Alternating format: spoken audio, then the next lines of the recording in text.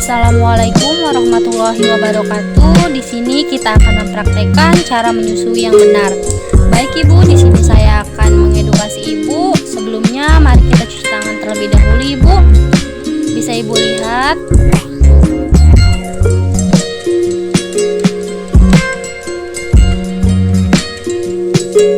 Setelah mencuci tangan, kita akan berikan boneka yang akan kita gunakan sebagai media. Nah ini Bu.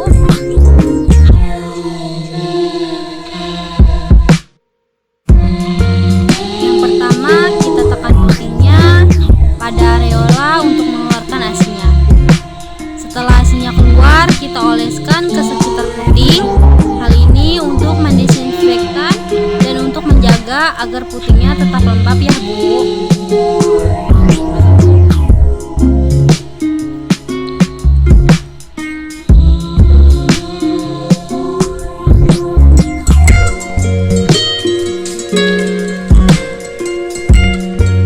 Selanjutnya kita posisikan Ibu dengan posisi nyaman. Jadi Ibu nanti saat mau menyusui pastikan posisinya nyaman. Ibu duduk dan kakinya juga tidak menggantung dan bisa juga sandaran. Nah nanti kalau di rumah tidak ada sofa, Ibu bisa duduk atau tiduran di mana saja. Yang penting posisi Ibu nyaman. Oke Ibu, selanjutnya kita letakkan bantal di bawah tangan Ibu untuk menyangga supaya saat proses menyusui Ibu tidak pegal karena menyangga gini terus.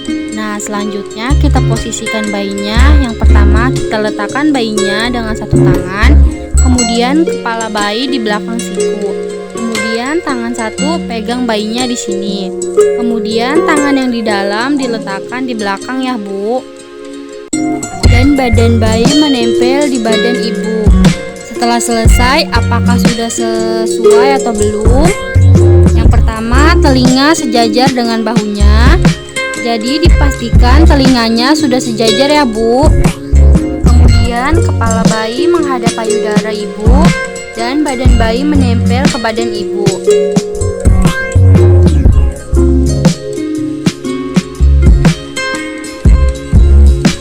Nah sudah selesai, kemudian Ibu melihat bayinya.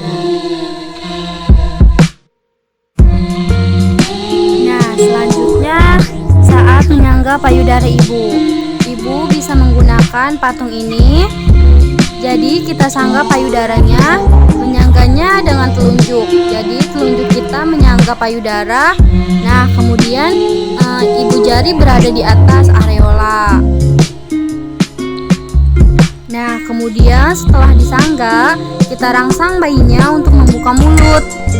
Nah Ibu, ketika bayinya sudah mulai menghisap, kalau payudaranya tidak menutupi hidung, maka tangannya bisa Ibu lepas.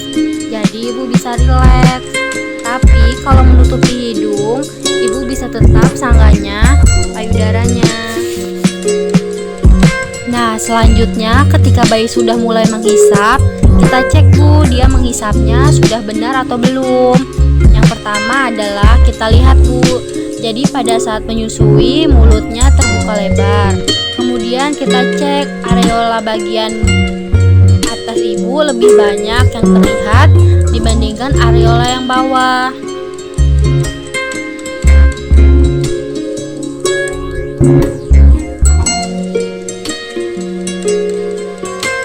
Kemudian yang kedua, bibir bayi kelipat keluar.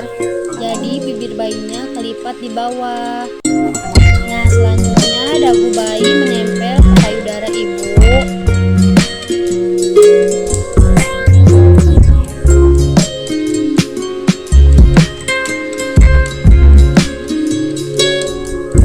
Jika dagu bayi sudah menempel di payudara Ibu, itu tandanya pelekatannya sudah benar. Nah setelah dirasa cukup proses menyusuinya, nanti kita bisa melepaskan bayinya dari proses menyusuinya dengan cara menggunakan jari kelingking ya Bu. Jadi kita tekan di ujung mulut bayinya, lalu kita masukkan ke mulut, kemudian kita ambil putingnya, dan yang kedua kita bisa menekan dagunya. Jadi saat bayinya membuka mulut, kita bisa lepas. Nah jadi saat untuk proses menyusui, setelah setelah proses menyusui sesuai, kemudian kita lakukan sendawa. Jadi kita letakkan bayinya di atas seperti ini, kemudian kita sendawakan. Jadi Bu, dengan sendawa ini bisa mengurangi bayinya tidak gemuk. Nah, selain itu, dengan posisi ini bisa sendawa juga dengan posisi di bawah. Oke Ibu, jadi begini untuk proses menyusuinya. Bagaimana Ibu sekarang? Oke, jika sudah selesai proses menyusuinya, kemudian kita letakkan bayi. Kemudian kita cuci tangan 6 langkah lagi. Ibu bisa lihat saya.